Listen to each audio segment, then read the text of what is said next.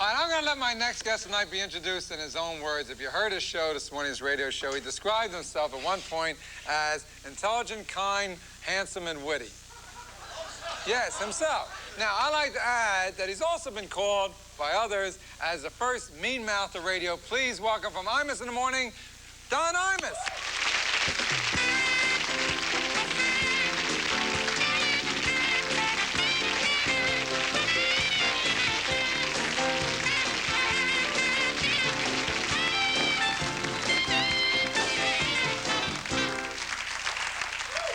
Now, first of all, what do you mean?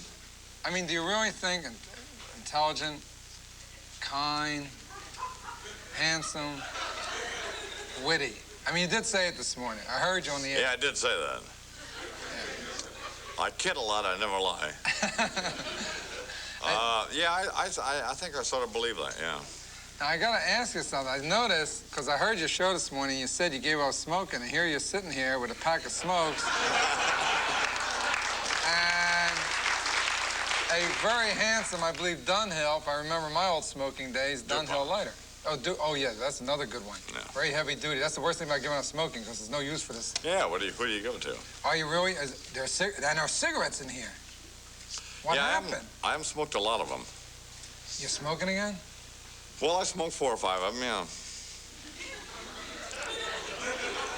Well, how do you go around on the air? See, radios, you got an advantage on radio. Yeah.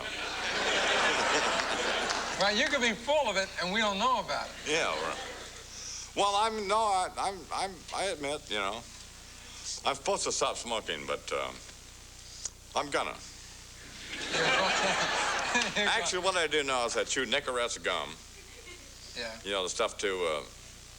They take away, they give you the nicotine, but without the cigarette. So I chew about 30 of those a day. Yeah. And then I smoke about 30 cigarettes a day. So. Well, you know, if you smoke 60 cigarettes, you can get rid of that gum, that habit. That's a good thought. Now, you know, on your show, you were really the first, you really were the first mean mouth. You were the first person, I think, to hang up on callers when they called in. Right? You were the first one to do, you just did dead air one day, you just didn't say a word and there was nothing coming out of the radio? Well, that was a contract negotiation. See, NBC executives didn't understand that if they didn't give me more money, I suddenly wasn't going to be funny anymore. So for 2 weeks I wasn't funny, and they decided, well, hey, you know, they make a Carvel ice cream store out of the station, or they pay me, so. Yeah. What flavors do they have there now? Well, you still got the mean mouth. A lot of people have taken off from you. I mean, Howard Stern, who has a lot of... This is good. Look, we got a division here. Now, I'm a Howard Stern fan, all right? So am I, by the way. And now, you and he you locked horns there in the morning, right? Now, how do you feel about Howard? I like him. Hey? See? The man likes him. Why is he on your back so much? Be honest? No, give me a good lie or, whatever you feel is more interesting, see? I'll tell you the truth about Howard. 1, he's tall. Yeah, very tall. And 2, I don't think he's that bright. But... I mean, I really don't. Yeah. But you still like I know more about his penis than I do mine. Well, like you said, he is tall.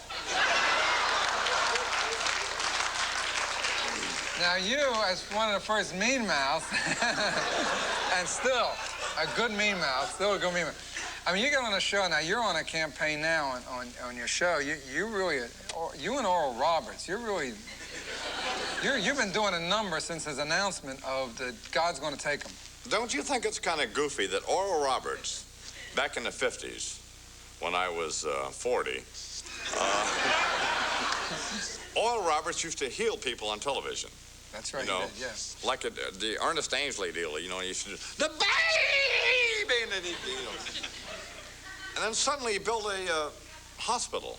Does that make any sense to you? No. No. Instead of just buying another hand. I don't know. That's real. But do you think, now he's came out now, he's going beyond that. He said the other night, Oral Roberts said that not only is God going to take him away, that the devil came into his bedroom and his wife wrestled him to the ground or something? No, he did. Well, we talked with Oral, and we found out that Oral was not choking his neck. Choking his chicken. Is this going to get on, or? No. Yeah, that'll get, hey, listen, you can talk about someone's penis, you can talk about chicken. But to keep this religious flavor going here, now the Life and Times here of your own Reverend, now you wrote this novel of God's Other Son. Bill, I want to get a director and a choreographer who does not have AIDS, so we can just, so we can just actually get this show on the air, you know. I mean, I know that's tasteless. Yeah, you're right, you know, that's tasteless, but... By the way... You're right. By the way, Kenke had the JDL. That's the Jewish Defense League. Yeah, put out a hit list on me if I don't finish this play, the book. So that's one of the reasons I'm here, other than that, and that I like you. Thank you. In fact, and not to patronize you because I've been made to appear on this show, the best interview I ever saw in my... I'm serious. The best interview I ever saw in my life was you and Helen Gurley Brown. Oh, she's a great guest. Yeah, but your reactions were like Carson. Well, No, I'm telling you. Yeah. They were that good. My sneakers are like Letterman, and I have the same doctor as Joan Rivers. Oh, you do? Yeah.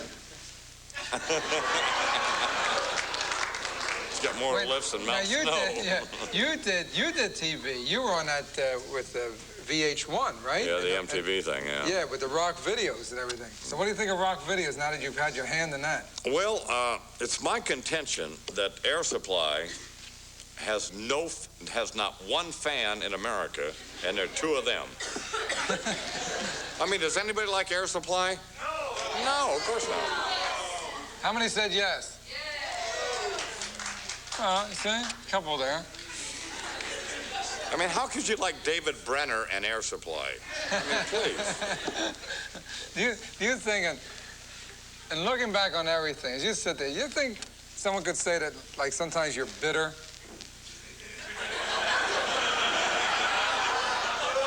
No, I mean, yeah, you know what I'm saying? You want a cigarette? No, I'm fine. No. You don't want a cigarette? Is that a real Rolex? Yeah, no, this is. I got this on Fifth Avenue. You know those guys? Hey, want to buy a watch? You buy a watch. That's a ruler. So I figured, why not? You know, $2. No, I'm not bitter at all. I just try to be funny, you know. I think Mayor Cuomo's a phony. I think Ed Costas a phony. I think Al D'Amato, if he doesn't get back to me on this little matter we have, is... I have some stuff on Al that he's in trouble. So we can look for some hell coming from you, right? Continued hell. Yeah. Right?